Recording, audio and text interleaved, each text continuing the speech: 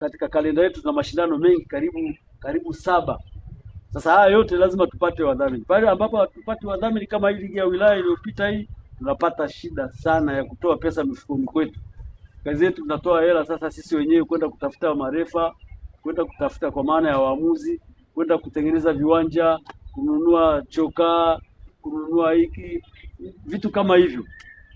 Lazima sisi wenyewe tutafute hivi. Sisi wenyewe unakuta chama cha mpira ndio tunaingia mfukoni. Sasa mara nyingi hii kama ukiwa na wajumbe ambao roho zao ni ndogo, kwa kweli unaishia kushindwa. Lakini nimesema tena kwa sisi hai tuko vizuri, na ndio maana unaona tumepata wadhamini. Tukipata wadhamini tunapata na nguvu zaidi, tunapata nguvu zaidi.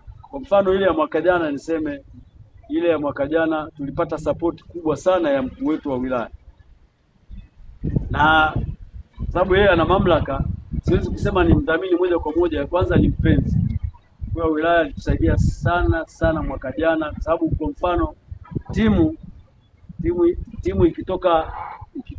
ikitoka kwenye ngazi ya wilaya inapokwenda kwenye ngazi ya mkoa, kuna gharama kubwa ambazo zinatakiwa zifanyike kule.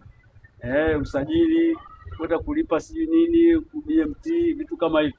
Mwaka jana nakumbuka mkuu wa wilaya alitulipia hapa karibu shilingi 600 kwenye vilabu viwili kwenye masuala haya ya kwenda BMT na nini, kusajili timu, kufanya taratibu hizo za katiba na hivi.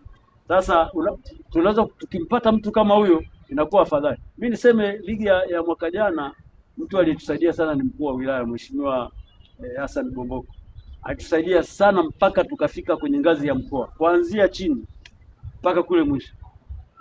Tuna kila sababu ya kumshukuru kabisa mkuu wetu wa wilaya, kwa sababu amefanya jambo kubwa